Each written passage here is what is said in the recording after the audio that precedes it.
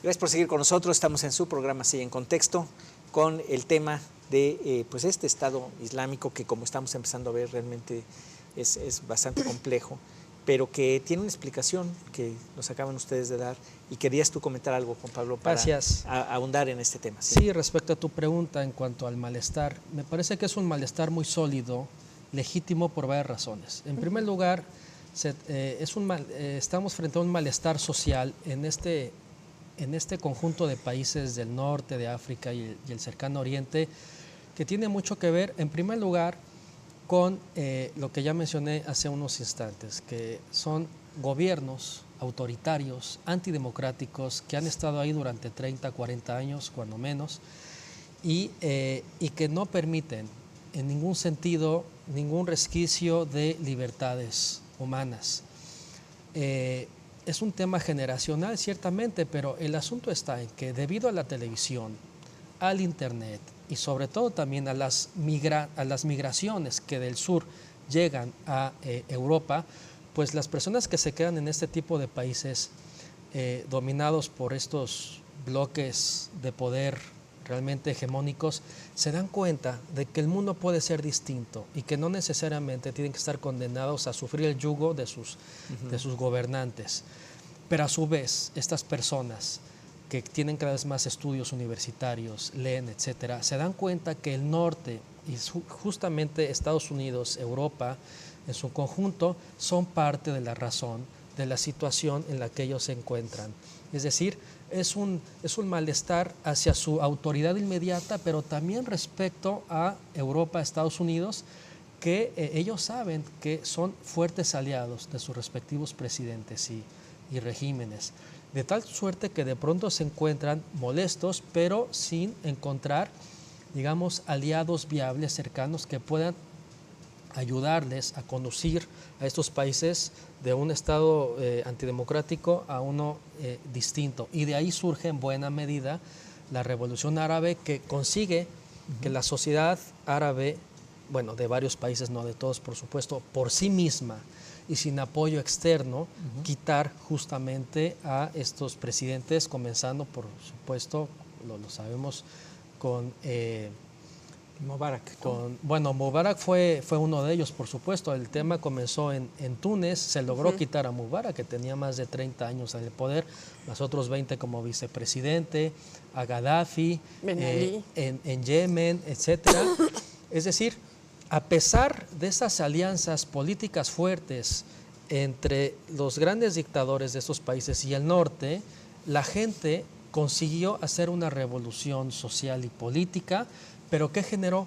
Por un lado generó, bueno, digamos, expectativas, optimismo, pero por otro lado, y en términos reales, generó un vacío de poder impresionante, porque es muy difícil estabilizar de nueva cuenta estos países, que muchos de ellos son enormes, después de ser conducidos durante años por regímenes duros, cerrados y dictatoriales, a una especie de democracia, digamos, en conformación.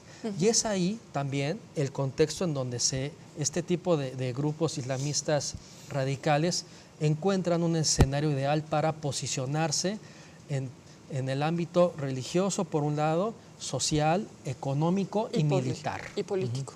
Y político, a ver, por supuesto. Una cuestión ahí, para ya pasar más, si les parece, más en concreto a estos grupos y cómo se funcionan, ¿no? Da la impresión, por lo que ustedes han comentado, de que hay una contradicción en el trato de Occidente con estos países, desde el reparto y la conformación de los estados que se generan, que al dividirse, al establecerse con otros intereses que decías, son más bien intereses económicos de Occidente que hacen o que determinan la forma en que se conformaron estas nuevas naciones. Y obviamente para poderlo controlar pues necesitas una persona o un régimen fuerte, autoritario, y bueno, y entonces lo tiene que apoyar Occidente, ¿no? Pero ¿por qué? Bueno, seguramente hay razones económicas, yacimientos importantes de petróleo y de otros minerales, en fin, agua. Pero también y por otro lado el mensaje es, no, la democracia es lo mejor, es el régimen que tenemos que seguir. Y es un poco lo que nos pasaba en América Latina, ¿no? ¿Te acuerdan cuando teníamos los americanos que estaban apoyando mucho a regímenes muy autoritarios, a Somoza, en Nicaragua? Estaba la United Fruit, las dictaduras. ¿No? Todo eso. Acá lo veo también, es decir, es esa como contradicción entre el mensaje de siempre democratización. Hay un doble discurso. Hay un doble discurso. Claro. Entonces, a ese doble discurso, perdón, ese es un poco lo que quería llegar, ese doble discurso, ¿cómo lo estarían resolviendo ya Occidente o no lo está resolviendo? Es decir, o se niega a resolverlo. A ver. El problema es que no lo está resolviendo. Ciertamente hay un doble rasero en la política internacional de Estados Unidos y de la Unión Europea con respecto a la democracia y los derechos humanos. Cuando termina la Guerra Fría, en la década de los 90, Estados Unidos y la Unión Europea, con mayor legitimidad, porque al fin y al cabo ganaron la Guerra Fría, establecen como una de sus prioridades en sus respectivas políticas exteriores promover a nivel mundial la democracia y los derechos humanos. Bueno, ese fue el mensaje político, formal, vistoso, llamativo, transparente. ¿Qué ocurrió en la realidad? Pues no ocurrió eso. Es decir, la Unión Europea en particular, en esta región del planeta, no honró esos nuevos propósitos que ellos mismos autoestablecieron. Por ejemplo, en el año 92 se celebran elecciones en Argelia y gana el Frente Islámico de Salvación.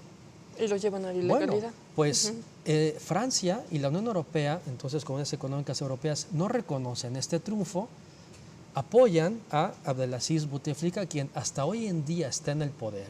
De milagro. Es un dictador que durante meses no se aparece en los escenarios públicos porque está grave. O en sus castillos en Francia o en hospitales franceses y no gobierna él. Y bueno, pues ciertamente hay elecciones cada cierto tiempo, pero son oscuras, no son transparentes. Y a pesar de eso, Francia, la Unión Europea reconoce, sustenta, apoya, le da cooperación militar, cooperación para el desarrollo a este gobierno, por decir alguno, por poner un ejemplo. ¿Y qué sucede? Pues la gente en esos países, cada vez más educada, consciente, con una visión internacional, se molesta porque dicen, nosotros somos los más engañados, los más excluidos, frente a este contexto de doble rasero, de discrecionalidad en la política internacional, porque lo que le importa básicamente a la Unión Europea y a sus ciudadanos, incluso a los educados, es contar con petróleo barato y gas y sobre todo suministros constantes en invierno, ¿no? Para que vea, completando tu respuesta, hay algo muy interesante en lo que dices. Se da la crisis del FIS. Entonces se le lleva... FIS es Frente Islámico de Salvación. Se lleva la ilegalidad y se mete a su líder a la cárcel y sale el grupo islámico armado. Argelia cierra las fronteras y entra una guerra civil no oficial. Resultado de esa guerra civil no oficial es que... ¿En qué año fue esto? En el 92. A partir del 92. 92-93. Yo viví esa época ahí, o sea que lo conozco bien. Y entra la guerra civil y exterminio, sobre todo toda la resistencia del grupo islámico armado, se fue el ejército sobre ellos. Los que sobreviven van a Mauritania, y en Mauritania nace el Mujao, que es una organización denominada por Occidente como terrorista. Se dedica al secuestro, ese es uno de sus primeros negocios, son los que empiezan a secuestrar en el África Occidental turistas y demás. Y el Mujao empieza a tener contactos con el MLNA, el Movimiento de Liberación de Azawad del norte de Mali. Y ahí sale un quiebre del Mujao y nace Ansar Dine, que son los radicales de esa zona, y son los que provocan toda la crisis que vive Mali y el enfrentamiento que tienen con Francia. Ansar Dine termina teniendo lazos con Boko Haram, que es el grupo armado en Nigeria, que a su vez tiene lazos con Al-Shabaab.